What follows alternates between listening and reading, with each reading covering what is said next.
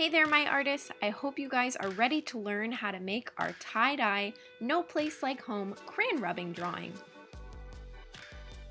Starting out today, we're going to take our cereal box and start to open it up. We're going to be using the flat pieces of cardboard for our door. Now, when you start cutting, make sure that you are always cutting away from yourself.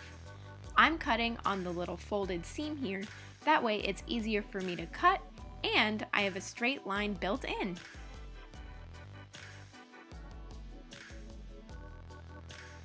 Next, I'm going to cut off any little cardboard flaps that I don't need.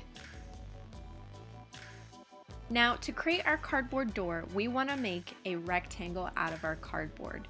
We want this door to be a little bit smaller than the piece of paper that we're going to be using, but the size is up to you. Now, I decided to use a ruler, that way I could get a nice straight edge. I'm going to use a pencil and I'm going to draw 2 lines, and then I'm going to cut along those pencil lines.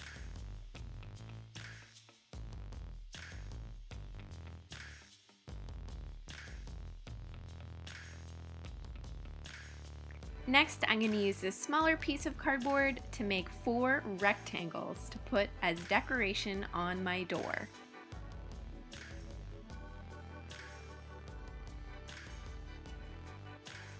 Next, I'm going to glue down these 4 rectangles. Now, I'm going to be using my Elmer school glue for this. I'm going to be making thin little spaghetti lines on the back of my cardboard.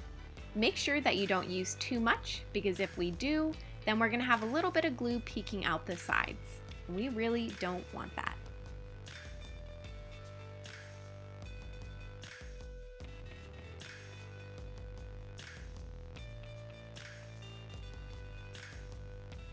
For the last bit of detail, we're going to add a little doorknob. I'm going to use my Sharpie and I'm going to draw a circle on a small piece of cardboard. Then I'm going to cut it out and glue it just like I did with my rectangles. Once all your decorative pieces are glued down, make sure that you leave at least a half an hour to 45 minutes for our glue to dry before you start the crayon rubbing. Now that my pieces are dry, I'm going to go ahead and center my paper with my door. With one hand, I'm going to hold down the cardboard door, and with the other, I'm going to take a black crayon and I'm going to start rubbing on my paper. You're going to see the lines and the details start to show up before your eyes. The most important thing to keep in mind right now is holding that door down firmly. That way it doesn't move around on you. If it does, your picture could look a little bit funky. So if you need a little help, I would ask a friend or family member. Once I have the lower half of my door finished, I'm going to move my hand down, making sure that I don't move the door rubbing underneath. Then I'm going to continue rubbing by holding it firmly in place.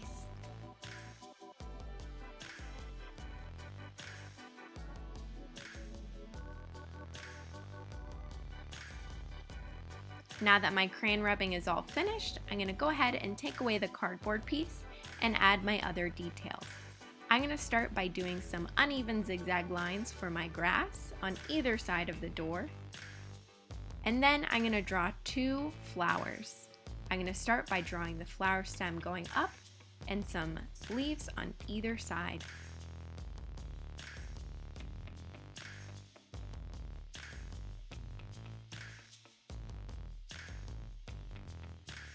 Now onto the flower. We're going to draw a big U and a big capital W in the space in between. I'm going to do the same thing on the other side, drawing my big U and then the pointy W in between those 2 lines. Next, I'm going to add a little bit of detail at the top by drawing an awning. I'm going to draw a big curved rainbow line at the top. Then I'm going to have little U's connecting from either side. Then I'm going to draw curved lines coming down from the top like a big waterfall. Next, I'm going to start drawing horizontal lines on either side of my awning. Then I'm going to draw horizontal lines going up my paper until I reach the top, leaving a little bit of space in between.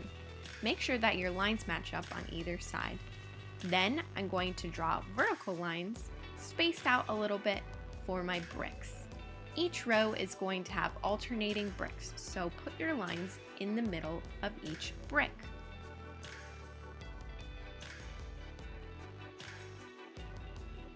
Now comes time for the fun part. We're going to use some tinfoil and markers to do our tie-dye effect. I'm going to have 4 little tie-dye spots starting with red. So it's going to look like I have a little star starting in the middle. Then I'm going to go through all of my rainbow colors doing little squiggle zigzag lines. They don't have to be perfect, and I'm leaving a little space in between colors. That way I have a little bit of a white gap in between, just like you would see on a tie-dye shirt.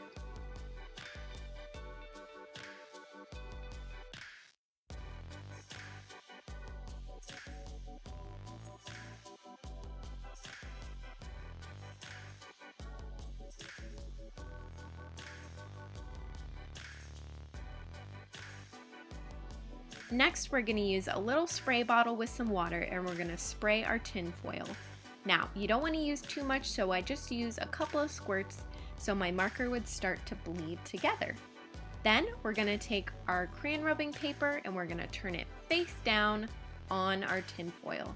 You're going to start to see the marker and the water seeping into the paper. I'm going to put a paper towel on top, that way I don't get the marker on my hands. We're going to want to press down, smoothing our paper so all of the marker absorbs into the paper.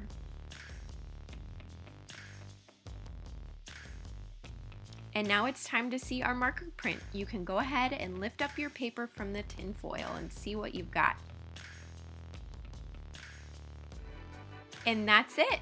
I hope you guys enjoyed learning how to make our No Place Like Home crayon rubbing drawing, and I can't wait to see what you guys create.